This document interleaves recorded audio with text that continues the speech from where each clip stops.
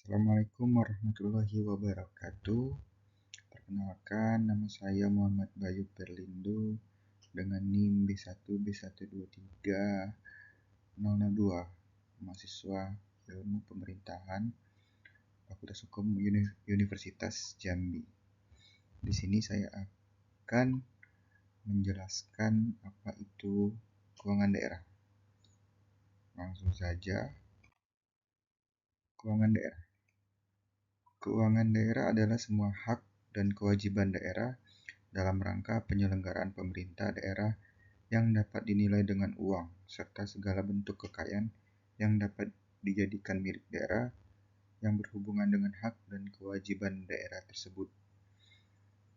Hak di dalam keuangan daerah ini meliputi penerimaan seperti pendapatan asli daerah atau PAD. Lalu yang kedua ada dana perimbangan dan lain-lain. Hak di sini merupakan sumber pendanaan utama dalam penyelenggaraan pelayanan publik. Lalu di dalam keuangan daerah selain hak ada juga kewajiban. Kewajiban daerah yang menyangkut belanja untuk memenuhi kebutuhan masyarakat seperti belanja operasional, belanja modal, dan transfer pemerintah. Lalu dalam penyelenggaraan pemerintah daerah yang dapat dinilai dengan uang serta segala bentuk kekayaan. Bentuk kekayaan daerah ini bisa termasuk seperti aset yang dimiliki oleh pemerintah daerah, seperti tanah, bangunan, kendaraan, atau investasi daerah. Lalu pengertian yang kedua, pengelolaan keuangan daerah adalah keseluruhan kegiatan yang meliputi perencanaan, penganggaran, pelaksanaan, penatausahaan, pelaporan, pertanggungjawaban, dan pengawasan keuangan daerah yang diwujudkan dalam APBD. Nah, dalam pengelolaan keuangan daerah itu dilakukan secara sistematis melalui tahapan perencanaan. Jadi anggaran daerah itu harus direncanakan dulu oleh kepala daerah, lalu bisa dianggarkan, dilaksanakan, lalu juga di penatausahaan atau pelaporan agar keuangan daerah tersebut bisa akuntabel dan transparan dan bisa dipertanggungjawabkan, dan pengawasan keuangan daerah yang diwujudkan dalam APBD.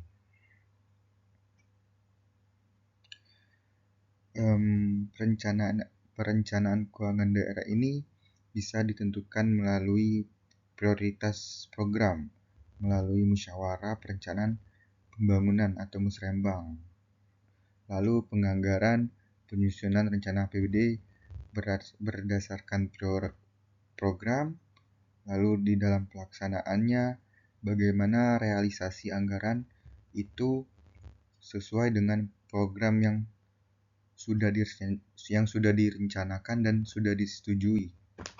Lalu penatausahaan itu bagaimana itu bisa akuntabel tadi, yaitu dengan cara pencatatan administrasi keuangan sesuai peraturan. Lalu pelaporan pertanggungjawaban. Laporan pertanggungjawaban itu penyusunan laporan realisasi anggaran yang diaudit oleh Badan Pemeriksa Keuangan, lalu pengawasan yang dilakukan oleh DPRD dan lembaga pengawasan seperti Inspektorat atau BPK. Anggaran pendapatan belanja negara yang selanjutnya disingkat APBN adalah Rencana Keuangan Tahunan Pemerintah. Nah, jadi anggaran pendapatan belanja negara ini itu untuk 1 tahun anggaran. Jadi anggaran yang direncanakan itu hanya untuk 1 tahun. Misalnya anggaran tahun 2025 Nah, itu anggarannya hanya dipakai untuk 1 tahun itu saja. Selanjutnya, prinsip pengelolaan keuangan daerah. Yang pertama yaitu tertib, dikelola secara tepat waktu dan tepat guna yang didukung dengan bukti administrasi yang dapat dipertanggungjawabkan. Dikelola secara tepat waktu. Nah, dikelola secara tepat waktu ini seperti yang saya jelaskan sebelumnya, anggaran digunakan untuk 2025 itu hanya digunakan untuk 2025, tidak untuk tahun berikutnya atau tahun sebelumnya. Dan tepat guna. Tepat guna ini anggaran yang direncanakan implementasinya sesuai dengan apa yang direncanakan. Tidak ada anggaran yang diselewengkan. Lalu yang kedua, efisien. Bagaimana pencapaian kekeluaran yang maksimum dengan masukan tertentu atau penggunaan masukan terendah untuk mencapai kekeluaran tertentu. Efisien di sini berfokus pada penggunaan sumber daya secara optimal untuk menghasilkan manfaat yang maksimal pula. Lalu yang ketiga, transparan. Prinsip keterbukaan yang memungkinkan masyarakat untuk mengetahui dan mendapatkan akses informasi seluas-luasnya tentang keuangan daerah. Jadi, transparan yang dimaksud adalah masyarakat bisa mengakses informasi terkait anggaran tersebut. Bagaimana alokasinya, pelaksanaan, dan hasil pengelolaan anggaran tersebut. Lalu yang selanjutnya, bertanggung jawab. Perwujudan kewajiban seseorang atau satuan kerja untuk mempertanggungjawabkan pengelolaan dan pengendalian sumber daya dan pelaksanaan kebijakan yang dipercayakan kepadanya dalam rangka pencapaian tujuan yang ditetapkan. Bertanggung jawab di sini mencerminkan pemerintah mempertanggungjawabkan setiap penggunaan anggaran, yang dimana biasanya disampaikan kepada DPR dan BPK. Lalu yang selanjutnya, keadilan, keseimbangan distribusi dan kewenangan dan pendanaannya. Keadilan di sini bagaimana kepala daerah menentukan sebuah kebijakan itu sesuai dengan kebutuhan masyarakat dan sesuai kondisi yang ada di daerah, mencakup alokasi anggaran sesuai kebutuhan dan kondisi daerah. Lalu selanjutnya, kepatuhan, tindakan atau sikap yang dilakukan dengan wajar dan proporsional, berkaitan dengan tindakan yang sesuai dengan norma dan proporsionalitas dalam pengelolaan keuangan. Lalu ada manfaat untuk masyarakat. Manfaat untuk masyarakat. Keuangan daerah diutamakan untuk pemenuhan kebutuhan masyarakat. Keuangan daerah di sini digunakan sepenuh-penuhnya untuk kesejahteraan dan kebermanfaatan masyarakat luas. Seluruh kegiatan keuangan daerah diarahkan pada kesejahteraan masyarakat, baik itu melalui pembangunan fisik maupun program-program sosial. Lalu yang terakhir ada taat pada ketentuan peraturan perundang-undangan. Pengelolaan keuangan daerah dengan ketentuan peraturan perundang-undangan. Jadi, semua proses keuangan daerah itu harus sesuai dengan peraturan seperti UU Keuangan Negara, Permendagri, dan regulasi lainnya. Baiklah, selanjutnya pengelola keuangan daerah. Yang pertama, kepala daerah selaku pemegang kekuasaan pengelolaan keuangan daerah dan mewakili pemerintah daerah dalam kepemilikan kekayaan daerah yang dipisahkan kepala daerah di sini bisa meliputi gubernur, bupati, wali kota yang memiliki kekuasaan tertinggi dalam pengelolaan keuangan daerah. Sebagai pemegang kekuasaan pengelolaan keuangan daerah, kepala daerah bertanggung jawab atas kebijakan dan keputusan terkait penggunaan anggaran daerah. Lalu kepala daerah juga bertanggung jawab atas kepemilikan kekayaan daerah yang dipisahkan seperti badan usaha milik daerah atau BUMD yang harus dikelola dengan prinsip transparan dan akuntabilitas. Lalu sekretaris daerah sebagai selaku koordinator pengelolaan keuangan daerah. Sekretaris daerah di sini bertindak sebagai koordinator pengelola keuangan daerah, yang dimana yang bertugas mengkoordinasi semua kegiatan yang berkaitan dengan pengelolaan keuangan daerah. Lalu sekretaris daerah juga bekerja sama dengan pejabat lainnya untuk memastikan bahwa semua kebijakan dan prosedur dilaksanakan sesuai aturan pejabat. Lalu yang ketiga ada pejabat pengelola keuangan daerah atau bisa disingkat dengan PPKD. PPKD di sini bertanggung jawab atas pengelolaan keuangan daerah secara teknis dan administratif. Jadi sebelumnya sekretaris daerah ini sebagai pejabat di atasnya, lalu pejabat di bawahnya ada pejabat pengelola keuangan daerah ini bertanggung jawab secara teknis, yang biasanya memiliki tugas untuk menyusun dan mengawasi pelaksanaan anggaran serta memastikan kesesuaian dengan peraturan yang berlaku. Lalu selanjutnya ada pengguna anggaran.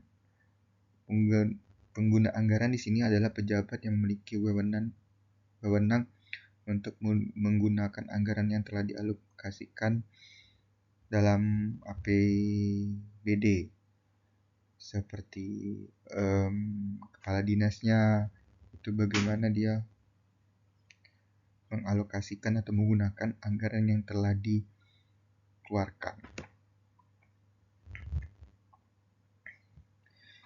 Mereka juga bertanggung jawab untuk memastikan bahwa anggaran yang digunakan sesuai dengan tujuan dan kegiatan yang telah direncanakan. Lalu ada kuasa pengguna anggaran. Kuasa pengguna anggaran adalah pejabat yang diberikan kewenangan oleh pengguna anggaran untuk melaksanakan sebagian atau seluruh tugasnya dalam penggunaan anggaran. Kuasa pengguna anggaran seluruh tugasnya adalah penggunaan anggaran, bertanggung jawab untuk mengelola anggaran sesuai dengan ketentuan yang telah ditetapkan oleh pengguna anggaran. Lalu pejabat pelaksana teknis kegiatan.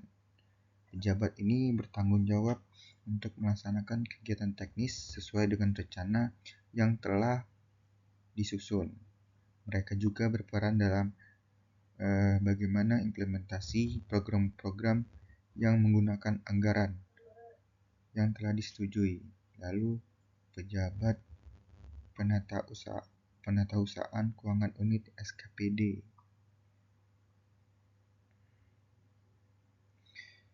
Pejabat ini bertanggung jawab atas administrasi dan pencatatan keuangan di masing-masing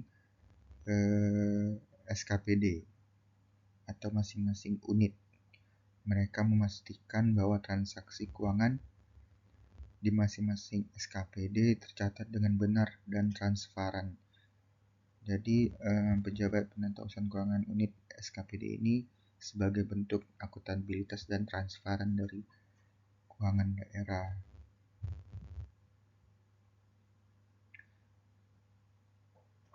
Lalu bendahara penata keuangan unit SKPD.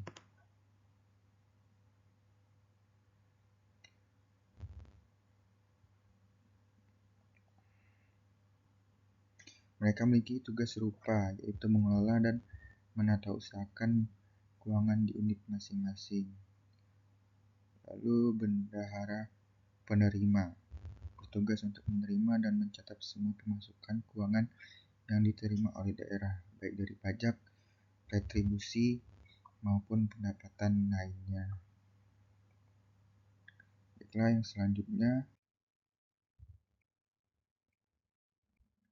kita masuk ke dalam selanjutnya kita akan membahas anggaran pendapatan dan belanja daerah atau APBD.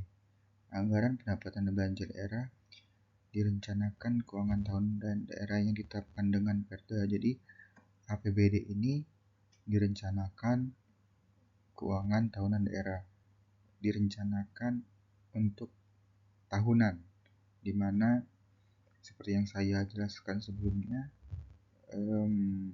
APBD ini direncanakan di akhir tahun 2024 untuk masa tahun 2025 yang harus disetujui oleh DPR yang dituangkan ke dalam peraturan daerah.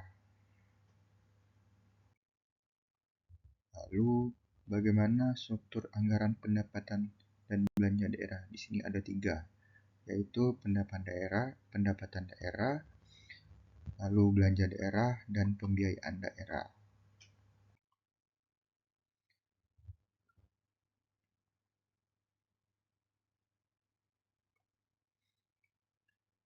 Pendapatan daerah meliputi semua penerimaan yang melalui rekening kas umum daerah yang tidak perlu dibayar kembali oleh daerah dan penerimaan lainnya yang sesuai dengan ketentuan peraturan perundang-undangan yang diakui sebagai penambah ekuitas yang merupakan hak daerah dalam satu tahun anggaran. Jadi pendapatan daerah di sini tidak harus sebagai rekening kas umum daerah yang tidak perlu dibayar kembali. Jadi jika pendapatan daerah ini memiliki sisa, maka tidak harus dikembalikan. Nanti bisa dimasukkan ke dalam silpa yang akan atau mungkin saya jelaskan di slide selanjutnya. Lalu pendapatan daerah terdiri dari atas pendapatan asli daerah, pendapatan transfer, dan lain pendapatan yang sah. Apa itu pendapatan asli daerah? Pendapatan asli daerah ini meliputi pajak daerah, yaitu kontribusi wajib kepada daerah yang tertuang oleh orang pribadi atau badan yang bersifat memaksa. Jadi pajak di sini bersifatnya memaksa. Jadi mau tidak mau, rela tidak rela, dia harus membayar atau iuran yang bersifat memaksa dan tidak dirasakan atau dengan tidak mendapatkan imbalan secara langsung. Jadi pajak yang kita berikan kepada daerah itu sebenarnya secara langsung tuh tidak dirasakan oleh masyarakat dan digunakan untuk keperluan daerah bagi sebesar-besarnya kemakmuran rakyat. Lalu yang kedua, retribusi daerah. Pungutan daerah sebagai pembayaran atas jasa atau pemberian izin tertentu yang khusus disediakan dan atau diberikan oleh pemerintah daerah untuk kepentingan orang atau pribadi atau badan. Jadi retribusi daerah ini sebagai pungutan. Jadi dia sifatnya tidak seperti pajak yang memaksa. Retribusi ini contohnya seperti parkir. Jika kita tidak parkir, maka kita tidak membayar retribusi daerah. Lalu hasil pengelolaan kekayaan daerah yang dipisahkan, seperti bagaimana pengelolaan sumber daya alam yang ada di daerah yang bersangkutan. Lalu lain-lain pendapatan asli daerah yang sah. Lalu apa saja pajak daerah provinsi? Yang pertama ada PKB atau pajak kendaraan bermotor. Jadi setiap motor yang dimiliki oleh masyarakat itu harus dikenakan pajak yang dibayarnya per tahun. Lalu BBNKB, bea balik nama kendaraan bermotor. Di sini maksudnya bea balik nama itu adalah ketika seseorang membeli pajak dan untuk membalik nama kendaraan tersebut menjadi hak pembeli itu harus dikenakan pajak. Lalu PAB, pajak alat berat, seperti alat berat yang ada di kontraktor. Lalu PBB, KB, pajak bahan bakar kendaraan bermotor. Ini berarti setiap bensin atau bahan bakar yang kita beli untuk kendaraan bermotor itu sudah ada pajaknya ketika kita membeli. Lalu PAP, pajak air permukaan. Ini contohnya seperti PDAM. PDAM yang kita bayar itu sudah ada pajaknya secara tidak langsung seperti dengan pajak bahan bakar. Lalu pajak rokok, cukai rokok yang dipungut oleh pemerintah. Jadi pajak bahan bakar kendaraan bermotor, pajak air permukaan, dan cukai rokok ini ketika kita membeli sudah dikenakan pajak secara tidak langsung. Lalu absen ML, pungutan utama pajak menurut presentasi tertentu mineral, bukan logam dan batuan. Jadi pajak dalam mineral itu ada presentasinya yang dikenakan pajak. Jika persentase itu tidak mencukupi, maka tidak dikenakan pajak. Lalu ada pajak daerah, kabupaten, atau kota. PBB, P2, pajak bumi dan bangunan, pedesaan dan perkotaan. Ini pajak bumi dan bangunan ini yaitu seperti pajak rumah, pajak toko, pajak bangunan, itu tiap tahunnya dikenakan pajak. Lalu pajak bea peralihan hak atas tanah dan bangunan. PBJT, pajak barang dan jasa tertentu, makanan atau minuman, tenaga listrik, jasa perhotelan, jasa parkir, dan jasa kesenian hiburan. Pajak makanan dan minuman ini makanan seperti makanan-makanan mewah. Ketika kita makan di restoran atau minum di restoran itu ada pajaknya. Berbeda dengan ketika kita membeli makan atau minuman di toko-toko pinggir jalan misalnya, itu tidak dikenakan pajak. Berbeda dengan yang di restoran. Ini lebih masuk ke barang-barang mewah, barang dan jasa tertentu. Lalu tenaga listrik, jasa perhotelan, jasa parkir, dan kesenian hiburannya. Lalu ada pajak reklame, yaitu pajak iklan yang di pinggir-pinggir jalan itu kan ada pajak, ada iklannya, ada reklame. Reklame itu dikenakan pajak. Lalu pajak air tanah. Pajak air tanah ini seperti kita bor air tanah. Jadi itu tuh ada pajaknya. Lalu mineral, bukan logam dan batuan. Pajak sarang burung walet, opsen PKB, opsen BBNKB. Lalu selanjutnya pendapatan transfer.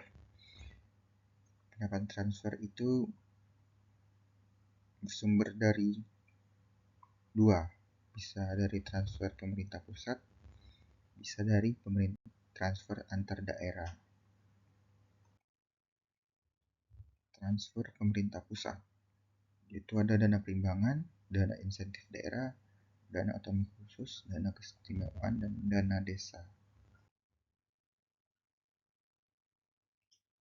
Dana perimbangan, dana bagi hasil, bagi hasil pajak dan bagi hasil sumber daya alam.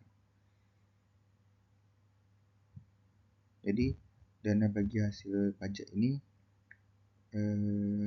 ketika pajak seperti pajak pajak motor, kendaraan bermotor. Jadi itu dibagi hasil ke setiap daerah. Misalnya satu provinsi dibagi ke beberapa daerah kabupaten lainnya.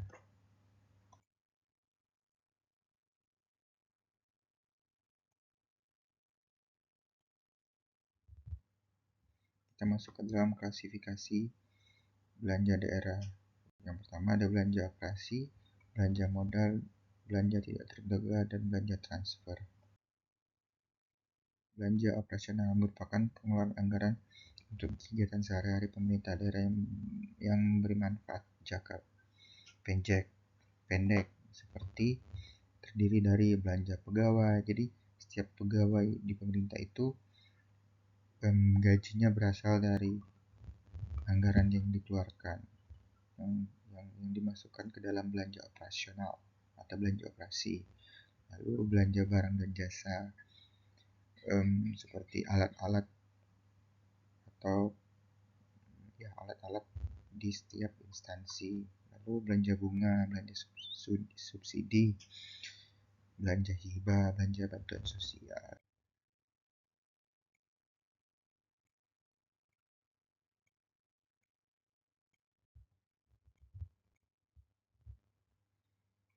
Lalu yang selanjutnya ada pembiayaan daerah, yaitu penerimaan yang perlu dibayar kembali dan atau pengeluaran yang akan diterima kembali baik pada tahun anggaran berkenaan maupun pada tahun anggaran berikutnya, yang terdiri dari penerimaan pembiayaan dan pengeluaran pembiayaan. Jadi berbeda dengan pendapatan daerah, di sini pembiayaan daerah harus dibayar kembali atau dikembalikan. Berbeda dengan pendapatan daerah sebelumnya, yaitu tidak perlu dikembalikan.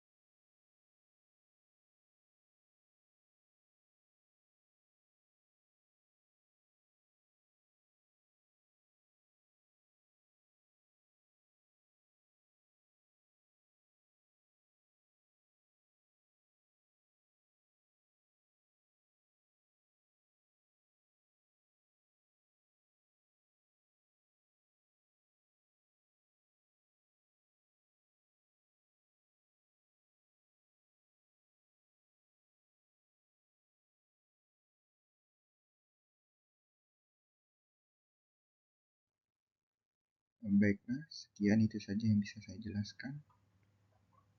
Lebih kurangnya saya mohon maaf. Assalamualaikum warahmatullahi wabarakatuh.